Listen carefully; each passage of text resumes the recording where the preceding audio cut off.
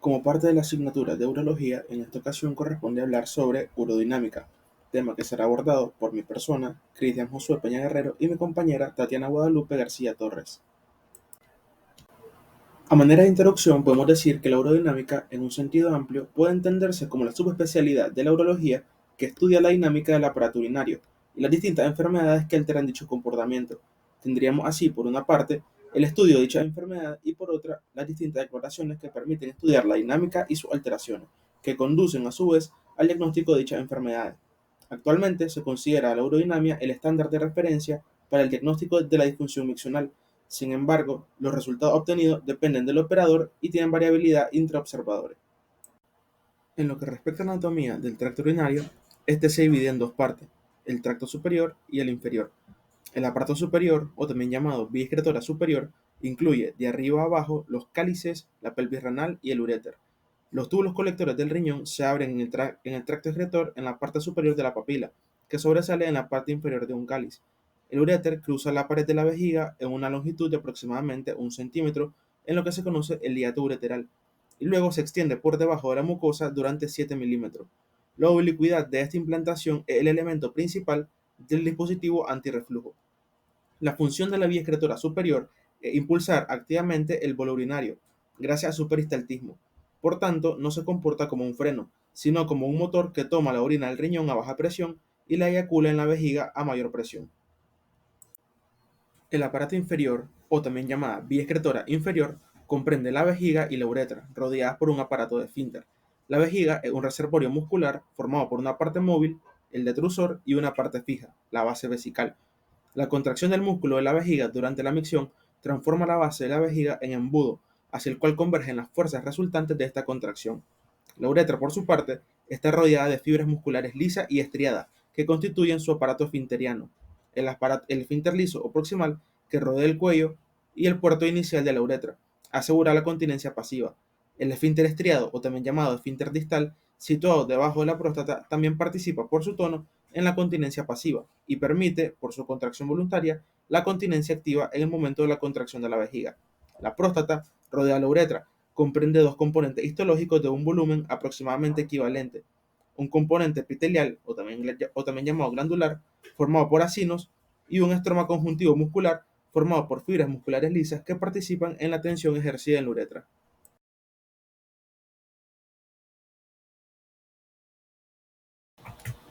En la fisiología de la micción, la orina secretada por los riñones de forma continua, aunque con un flujo variable, es transportada por la vía excretora superior al aparato vesicoesfínter o tracto urinario inferior.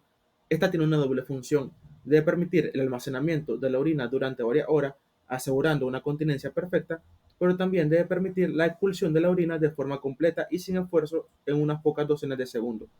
Las presiones registradas en la vejiga o en la uretra son la traducción de una tensión parietal, que depende de propiedades del tejido muscular. Las propiedades biomecánicas caracterizan los constituyentes del órgano, y en particular su contenido en colágeno, y tienen bajo su control la mayor o menor posibilidad de aumentar el volumen del órgano. Estas propiedades persisten durante algún tiempo en el tejido muerto. Las propiedades contráctiles, por su parte, son características de las células musculares vivas. Son las responsables de la posibilidad de una rápida disminución de volumen del órgano. La fisiología de la micción se divide en dos fases, la fase de llenado y la fase de micción. Durante el llenado, la presión de la vejiga permanece baja y la presión de la uretra es alta. Por tanto, a nivel de la vejiga, cuando la vejiga está vacía, la presión es de alrededor de 5 a 10 centímetros de agua. A medida que la vejiga se llena, la presión o el tono de la vejiga permanece baja, ya que alcanza solo 10 a 20 centímetros de agua. Cuando se alcanza la capacidad de la vejiga, es decir, de 300 a 500 cc, este fenómeno es consecuencia de la adaptación permanente del volumen de la vejiga al volumen de orina procedente del aparato superior. La adaptación depende tanto de las propiedades viscoelásticas del músculo detrusor como del control neuromuscular y la proporción entre la cantidad de colágeno y músculo liso. Este explica la viscoelasticidad. Si la proporción de colágeno aumenta, por ejemplo, con la edad, obstrucción o distensión de la vejiga, se observa un aumento de la presión de base en la vejiga. La baja presión de la vejiga también se debe a una inhibición de la descarga del simpático para permitir un buen cumplimiento. Esta es la relación de aumento de presión de 10 centímetros de agua para una capacidad de la vejiga de 300 a 500 cc. En la fase de llenado, pero a nivel de la uretra, La presión o tono uretral se mantiene elevada, entre 40 y 70 centímetros de agua según edad y sexo. Esta presión se mantiene gracias a la acción de tres componentes musculares funcionalmente entrelazados: el esfínter liso, cuyas fibras musculares lisas predominan a nivel del cuello uterino, al que asegura el cierre, pero participa en la constitución de la pared uretral en toda su longitud; el esfínter estriado intrínseco o esfínter parauretral, que también forma parte de la pared uretral, mientras que el esfínter estriado extrínseco o periuretral depende del suelo pélvico y asegura en particular la interrupción voluntaria del chorro. Puede notarse que la presión es máxima a nivel de la zona del esfínter distal, donde el esfínter estriado periuretral es el más importante. En la zona proximal la presión es más débil, pero suficiente para asegurar la continencia en situaciones experimentales o patológicas, en la que la zona estriada distal está denervada. Para el control neurológico, la estimulación de los reflejos simpático y somático y la inhibición del parasimpático consiguen las condiciones necesarias para la reposición vesical, mantenimiento del tono del esfínter uretral y relajación del detrusor con inhibición de sus contraindicaciones. El mantenimiento del tono uretral depende de la acción tanto simpática como somática. La complejidad anatómica y la imbricación de los elementos lisos y estriados a este nivel explican las controversias en cuanto a la distribución de la inervación. Actualmente podemos considerar que es mayoritariamente alfa-simpática a nivel de las fibras lisas, somática a nivel del estriado periuretral y el doble a nivel del estriado parauretral. La relajación del detrusor también tiene un doble control. El simpático dorsolumbar actúa por un doble mecanismo. Por un lado, refuerza los impulsos inhibidores del centro parasimpático sacro y también bloquea, al menos parcialmente, la neurona parasimpática poganglionar en los ganglios periféricos yuxtaviscerales.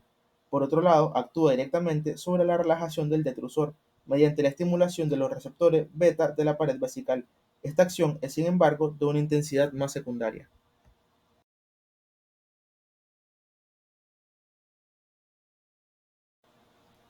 En la fase de la micción o fase mictonele, la presión uretral colapsará, mientras que la contracción de la vejiga aumenta notablemente la presión intravesical.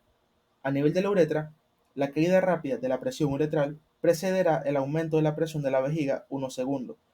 Esto refleja la relajación uretral. En cambio, si no se desea orinar, se produce una contracción voluntaria del estriado lo suficientemente precoz tras el inicio de la caída de la presión hasta un nivel superior al tono del periodo de llenado, tiempo en el que se inhibe la contracción vesical. Si tiene lugar la micción, a lo largo de su duración las presiones uretrales permanecen muy bajas, luego aumentan rápidamente a final de la micción, durante la oclusión del esfínter distal, luego proximal para alcanzar nuevamente 40 a 70 centímetros de agua. A nivel de la vejiga, en la fase previa a la micción inmediata, se produce un rápido aumento de la presión intravesical debido a la contracción del detrusor. En efecto, la deformación de la vejiga durante el llenado no puede corregirse por simple elasticidad. Es necesaria una contracción activa para vencer la resistencia periférica residual dado el colapso de las presiones uretrales. La micción normalmente tiene lugar con presiones vesicales premiccionales relativamente bajas, es decir, de 30 a 50 centímetros de agua. A medida que la vejiga se vacía, la contracción y por lo tanto la presión intravesical disminuirán. Al final de la micción, la presión se estabiliza en 5 a 10 centímetros de agua. En el control neurológico, la descarga parasimpática es el principal estímulo para la contracción de la vejiga y la relajación de la uretra. La primera consecuencia es la disminución del tono uretral, debido a la inhibición del sistema simpático a nivel de los centros dorsolumbares y de los ganglios periféricos y del sistema somático a su paso por el tronco encefálico. La estimulación de los tensorreceptores de la vejiga se envía a través de los nervios erectores, facilitando los impulsos al centro parasimpático sacro, a través de los centros pontinos. Mientras la vejiga no esté completamente llena, estos impulsos están dominados por impulsos inhibitorios de origen simpático. Cuando la vejiga alcanza su límite de distensibilidad, los estímulos facilitadores se vuelven predominantes y tiene lugar una descarga parasimpática que conduce a la contracción de la vejiga.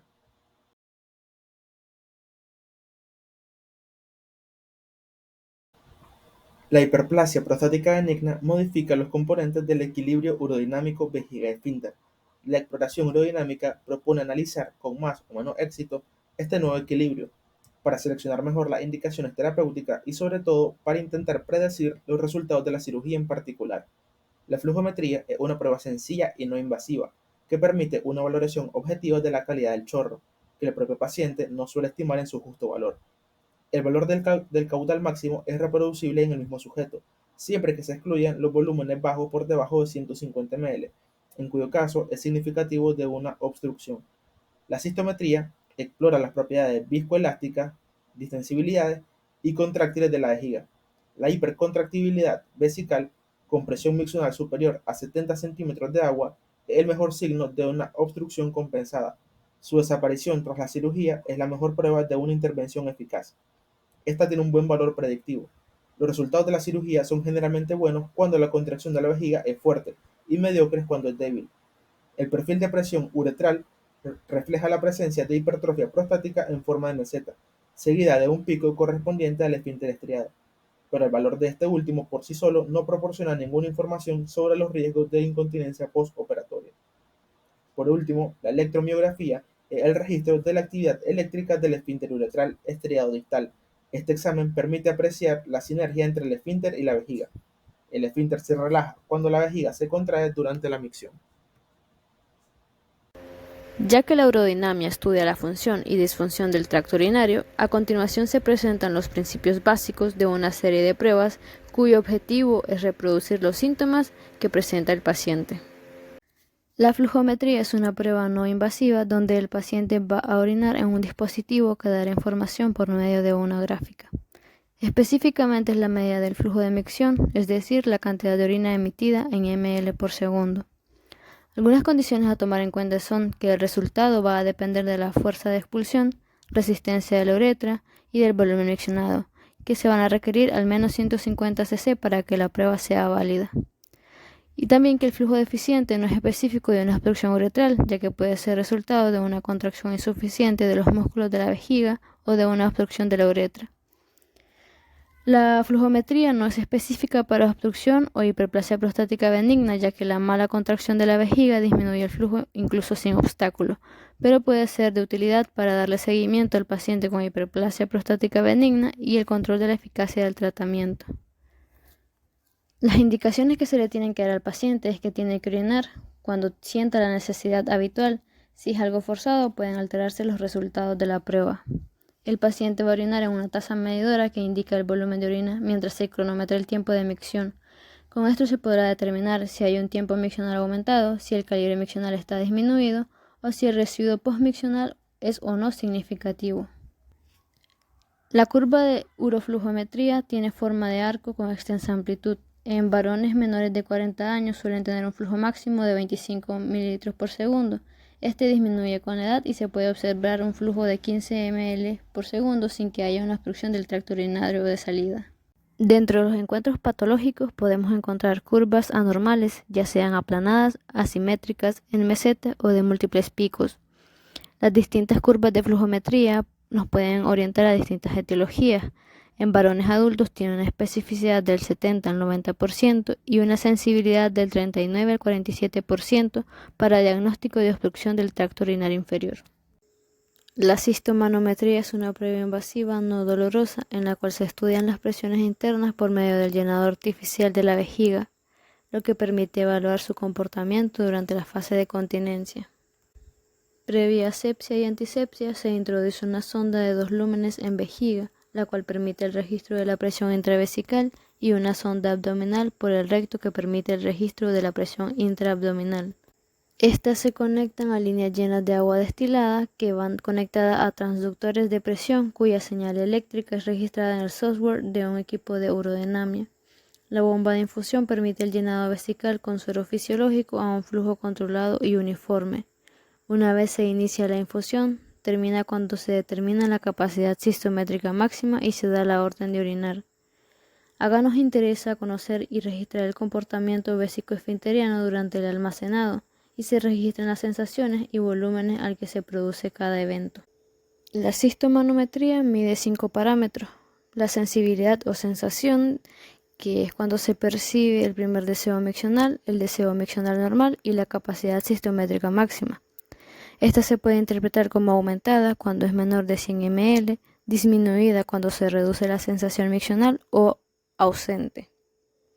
La capacidad cistométrica máxima, que es el volumen líquido que hay en la vejiga al final de la fase de llenado y el paciente no puede más y necesita ir al baño.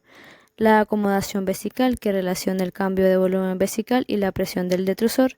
la presencia o ausencia de contracción, que normalmente durante la fase de llenado no debería haber, y si la hay podría hablarse de una hiperactividad del detrusor, y la función uretral, que se valora midiendo la presión de cierre uretral, que debe ser mayor a 0. En caso de no serlo, se puede hablar de una pérdida de orina, que puede ser por una uretra incompetente o incontinencia urinaria.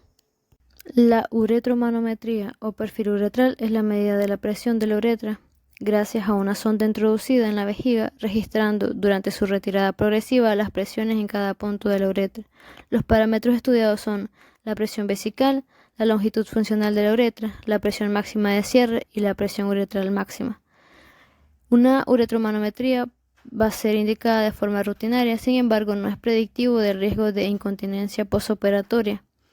El catéter introducido en la vejiga se retira lentamente y el sensor va registrando punto por punto las presiones de la uretra prostática, desde el cuello de la vejiga hasta el esfínter estriado y obteniendo así el perfil uretral.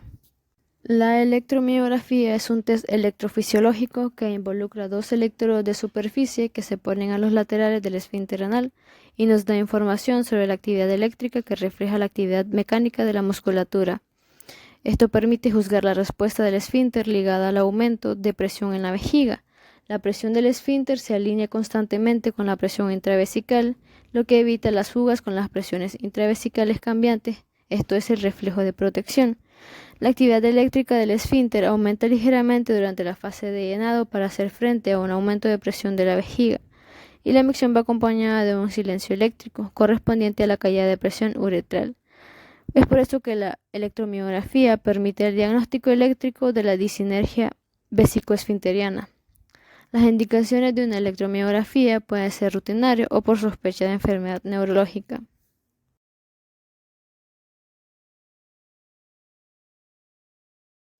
Para hablar de las consecuencias urodinámicas de la hipertrofia prostática, primeramente debemos tener en cuenta que una vejiga funcional reúne 3 cualidades. 1. Protege los riñones. 2. Contiene firmemente sin incontinencia. Y 3. Se vacía con facilidad sin ningún inconveniente. Este equilibrio se basa en 4 parámetros: cumplimiento, contractilidad de la vejiga, tono y resistencia uretral.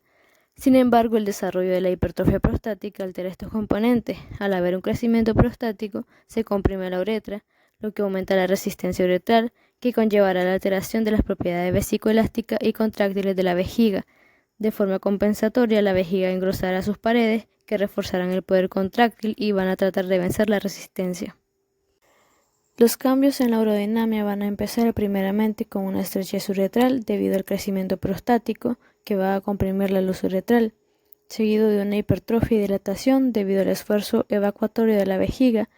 Esta se hipertrofia y se dilata, y si no se elimina el obstáculo, aparecerán trabéculas y divertículos en la pared vesical como consecuencia de una acción prolongada y sostenida. Debido a la acción prolongada y sostenida, el detrusor comienza a agotarse y no se puede evacuar completamente la vejiga, lo que conlleva a una retención crónica, y esto puede propiciar la aparición de infecciones y o litiasis. Si la musculatura se debilita y la dilatación aumenta, puede modificarse el mecanismo del uréter intramural y aparecer reflujo vésico-ureteral, lo que puede conllevar a lesión de órganos blancos como la vejiga y el riñón.